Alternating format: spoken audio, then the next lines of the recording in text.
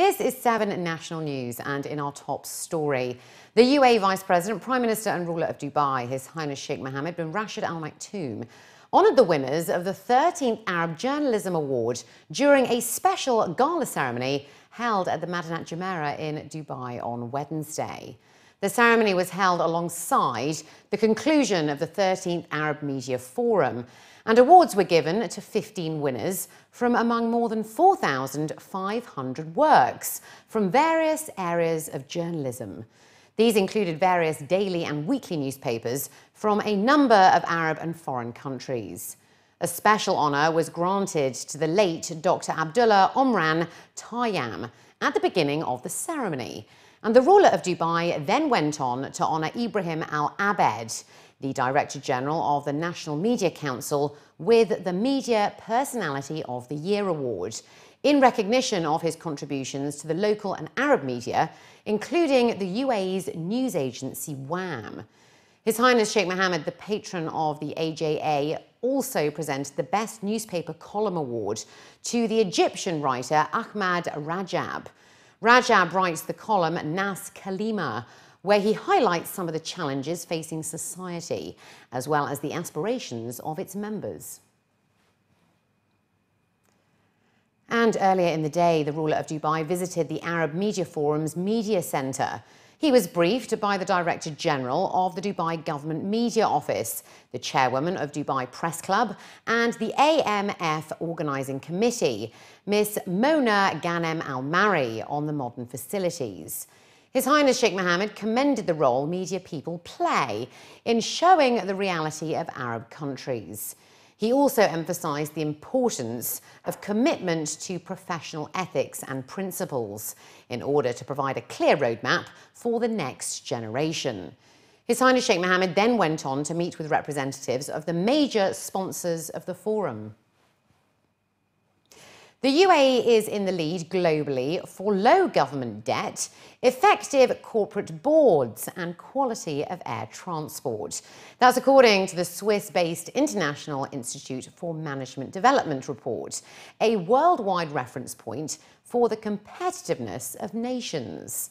The report covers 60 countries and analyses how well each economy manages its resources in order to generate prosperity for its people. The newly released World Competitiveness Yearbook 2014 has named the UAE the most efficient government, with the strongest decision-making process and the lightest bureaucracy. On the headline measure of global competitiveness, the UAE ranked 8th in the world for 2014, above Denmark and Norway. It is now 2nd in the world for its strong trade balance, budget surplus, ease of doing business and labour force growth. The Emirates also ranked number 3 worldwide on measures of the current account balance, transparency and stock markets. Meanwhile, Dubai topped all global cities for its lowest tax rate, bustling construction activity and swift airport. It also ranked 16th overall in the latest study that takes the pulse of 30 cities at the heart of the world's economy and culture. The Emirate is now 5th globally in affordability of cost of living, purchasing power and corporate tax rates. It ranked 7th as an urban gateway, replacing Los Angeles in the top 10, bolstered by the efficiency of its airport connections to central business districts. Dubai's Road and Transport Authority has announced that parking will be free on Sunday across the city, in observance of the Isra wal Miraj public holiday. Dubai residents and visitors can enjoy the Emirate and not worry about paying parking fees. According to the RTA, all paid parking zones in Dubai will be free on Sunday, the 25th of May. However, this does not apply at the Fish Market parking zone and public multi-storey parking areas. In addition, officials say there will be no change in metro timings, and trains will operate as per the usual schedule. The RTA customer service centres, as well as vehicle licensing and registration offices at Taman, Bwazil in Arabian Centre, Enoch, Shamil, Mumyaz and Al-Sharawi, Kars and Tasjil will all remain closed. However, offices at Wasl in Jadaf, Enoch in Al Barsha and Enoch in Al Tawa will be open and have 24-hour services. The Sharjah police will impose stricter fines on motorists who violate speed limits in the Emirates. That's according to local reports. Colonel Shawaf Abdul Rahman, the head of the Sharjah Traffic Department, was quoted in local reports as saying that motorists who drive at 60 kilometers per hour above the speed limit will face a fine of 1,000 dirhams. In addition, their vehicles will be impounded for 1 month, or they can pay an impound fee of 3,000 dirhams and also receive 12 black points on their license. Meanwhile, those driving in excess of 200 kilometers per hour will face the same penalties, but will not have the option to pay to release their cars from the impound. He highlighted that the Fatality-Free Road campaign found that 40% of motorists who have been caught speeding were driving above 200 kilometers per hour. The campaign was launched earlier this month in an effort to curb accidents and fatalities due to speeding. Authorities in the Emirate have also increased radars to detect speeding on motorways, including on the Khalifa bin Zayed Road, Maliha Al Madam Road and Nazwa Road. Traffic patrols have also been stepped up to catch offenders. At least 150 projects, each worth a minimum of $1 billion, are due to be completed in the GCC by 2030. That is according to estimates by the Middle East Economics Digest, also known as MEAD. In its 24th edition, the International Design Exhibition, or Index, hosted more than 700 exhibitors from 44 countries. Organisers of the 4-day trade show say that the ongoing developments across the region, particularly in the UAE, are driving the demand for interior design. It attracted a host of new participants, showcasing their products ranging from furniture to furnishings, lighting, kitchen and bathroom, to outdoor living and much more. While classical furniture will always be high in demand in the region, industry experts say they are witnessing a strong interest in contemporary as well as fusion pieces, with an emphasis on bold designs and vibrant colours.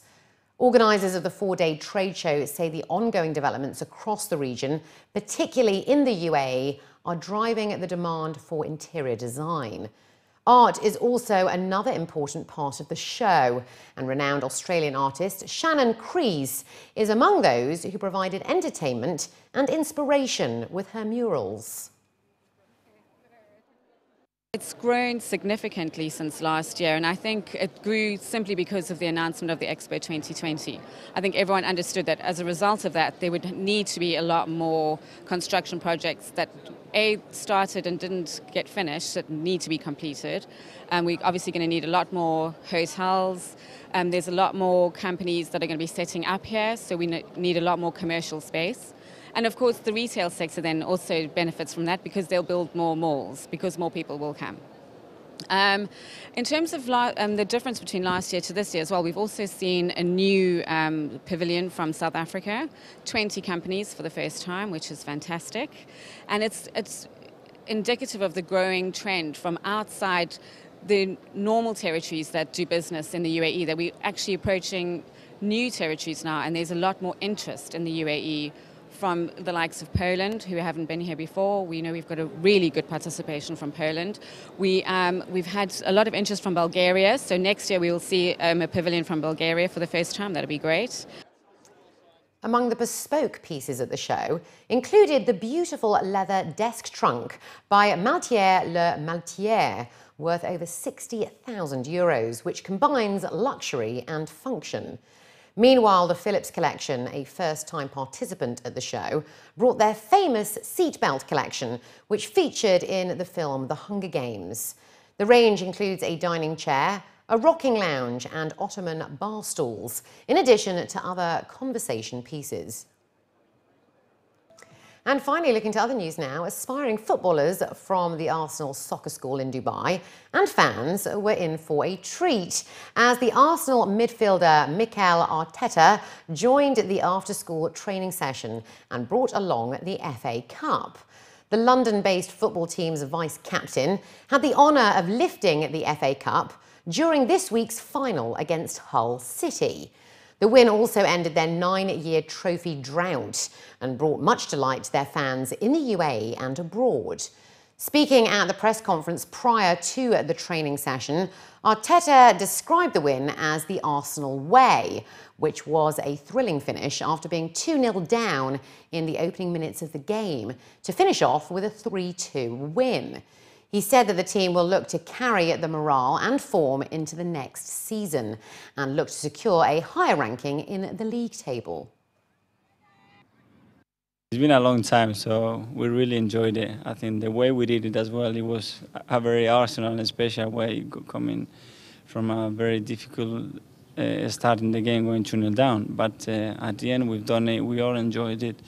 We were very surprised with the support that we got around the stadium, and when we did the parade the following day, because we had over 250,000 fans, and we're glad that we made so many people happy. They're doing an amazing work here. The facilities they built for the kids is pretty impressive, and we can help a little bit to join them and give them a bit of encouragement that everybody's got a chance to be a professional footballer. So they've got the right people here as well in terms of coaching and directing the young lads. So hopefully we can get a few from here as well.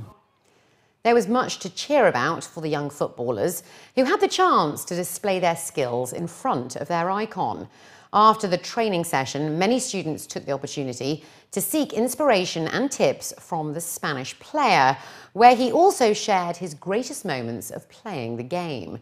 A few lucky ones also managed to get their shirts signed by the football hero.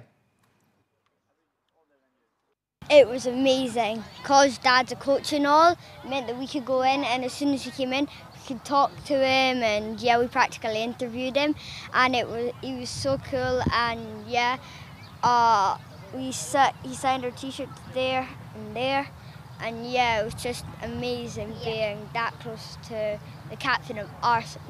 Meeting Mikel is a great honour. He's an amazing player, and I just always liked him, and it was a great experience. Well, I've always wanted to be a footballer. It's just listening to him just makes me want to play more.